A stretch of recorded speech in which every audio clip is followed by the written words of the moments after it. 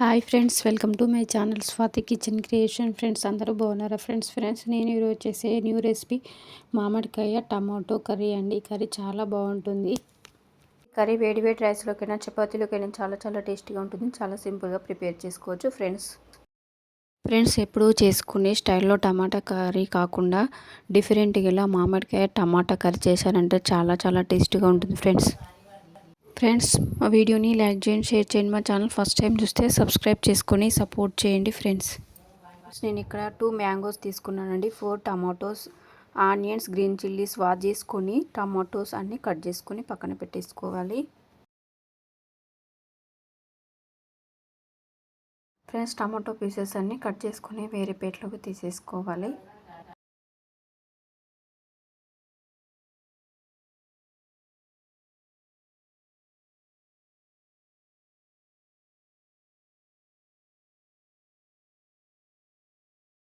Onion pieces అన్నీ cut చేసుకొని పక్కన పెట్టేసుకోవాలి. గ్రీన్ చిల్లీస్ కూడా కట్ చేసుకోవాలి.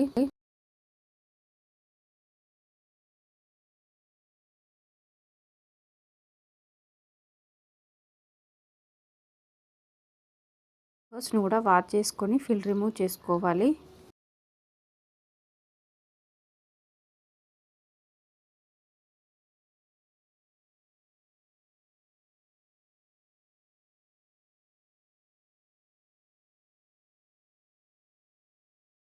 చిన్న చిన్న పీసెస్ లాగా కట్ చేసుకొని పక్కన పెట్టేసుకోవాలి. వేయించుకొని ప్యాన్ పెట్టుకొని 3 టేబుల్ స్పూన్ల ఆయిల్ యాడ్ చేసుకోవాలి. టేబుల్ స్పూన్ జీలకర్ర యాడ్ చేసుకొని ఆనియన్స్, గ్రీన్ చిల్లీస్ యాడ్ చేసుకొని ఫ్రై చేసుకోవాలి. 1/2 tablespoon turmeric powder, 1/2 tablespoon ginger garlic paste add చేసుకొని ఫ్రై చేసుకోవాలి. గార్లిక్ పేస్ట్ ఫ్రై అయిపోయిన తర్వాత మ్యాంగో పీసెస్ అన్నీ యాడ్ చేసుకొని బాగా కలుపుకొని ఒక 5 మినిట్స్ ఫ్రై చేసుకోవాలి. తర్వాత ఒకసారి బాగా కలుపుకొని కట్ చేసి పెట్టుకున్న టమాటా పీసెస్ అన్నీ యాడ్ చేసుకొని ఒక 2 మినిట్స్ కుక్ చేసుకోవాలి. తర్వాత మూత తీసుకొని ఒకసారి బాగా కలుపుకోవాలి.